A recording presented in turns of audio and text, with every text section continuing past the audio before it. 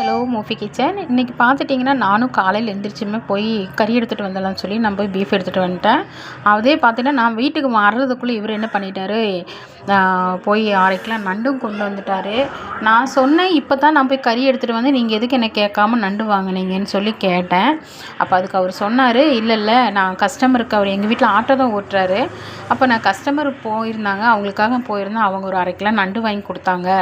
வேண்டான்னு சொன்னால் அவங்க கேட்கல, அதான் நான் வாங்கிட்டு வந்துட்டேன் அப்படின்னாரு. சரி நீ வாங்கிட்டு வந்தாச்சு, நீ ரெண்டுமே செஞ்சு தானே ஆகணும்னு சொல்லி நான் சமையல் வேலை ஆரம்பிச்சிட்டேன். கிரேவி செஞ்சிடலாம். அதுக்கு ஒரு பிடி சின்ன வெங்காயம் போட்டுக்கோங்க. இப்போ கொஞ்சமாக நம்ம கொத்தமல்லி தழை தண்டுகளை மாதிரி போட்டுக்கோங்க, நல்லாயிருக்கும். சீரகம் ஒரு பிடி சேர்த்துக்கோங்க, 1 ஸ்பூன் அளவுக்கு சேர்த்திக்கோங்க. 3 பட்டை சேர்த்திக்கிறேன், 3 கிராம் சேர்த்திக்கிறேன். ஒரு 10 பல் பூண்டு சேர்த்திக்கலாம். இந்த அளவுக்கு இஞ்சி சேர்த்துனா போதும், இஞ்சி ஜாஸ்தி சேர்த்த வேண்டாம். இதுக்கு தக்காளி சேர்த்திக்கலாம். தக்காளி கொஞ்சம் ஒரு 2 தக்காளி 3 தக்காளி மாதிரி போட்டுக்கோங்க. பெரிய தக்காளியாக இருந்தால் ஒரு 2 போட்டுக்கோங்க, சின்னதாக இருந்தாலும் ஒரு 2 சேர்த்திக்கோங்க. ஏன்னா நமக்கு இது தக்காளி புளிப்போடது கொஞ்சம் நல்லாவே இருக்கும் கிரேவிக்கு. கிரேவி நமக்கு கொஞ்சம் அதிகமாக கிடைக்கிற மாதிரி இருக்கும், அதனால தான் தக்காளி கொஞ்சம் அதிகமாகவே சேர்த்திக்கோங்க. 1/2 கிலோவுக்கு நம்ம நண்டுக்கு ஒரு 3 தக்காளி கரெக்டாக இருக்கும்னு வச்சுக்கோங்களேன். நம்ம கிரேவி செய்கிற மாதிரி தான். அப்போ தான் கொஞ்சம் கிரேவியும் நமக்கு கொஞ்சம் நல்லா திக்காகவும் கிடைக்கும். நம்ம கொஞ்சம் சாப்பாட்டிலலாம் பெரட்டி சாப்பிட்ற மாதிரி கொஞ்சம் நல்லாயிருக்கும். அதுக்காகத்தான் இது நம்ம ப்ளைன் பேஸ்ட்டு அரைச்சிக்கலாம். நல்லா கட்டி காய்ஞ்சதுமே கொஞ்சமாக நம்ம நல்லெண்ணெய் ஊற்றிக்கலாம். நல்லெண்ணெய் ஊற்றினா தான் நல்லாயிருக்கும். இதுக்கு காய்ஞ்சது கொஞ்சமாக சோம்பு சேர்த்திக்கலாம்.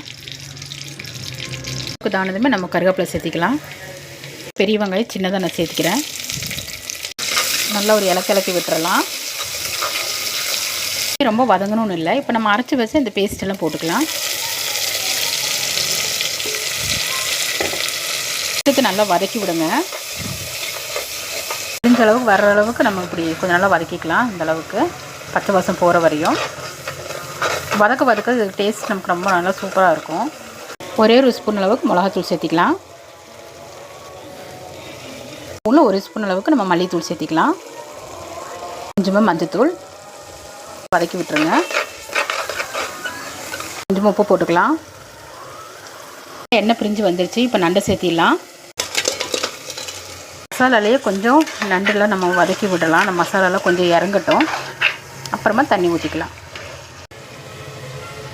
நம்ம ஜார்லேருந்து கொஞ்சம் தண்ணி இருக்குது, அதை ஊற்றிடலாம். சாப்பாடும் வச்சு விட்டுட்டேன்.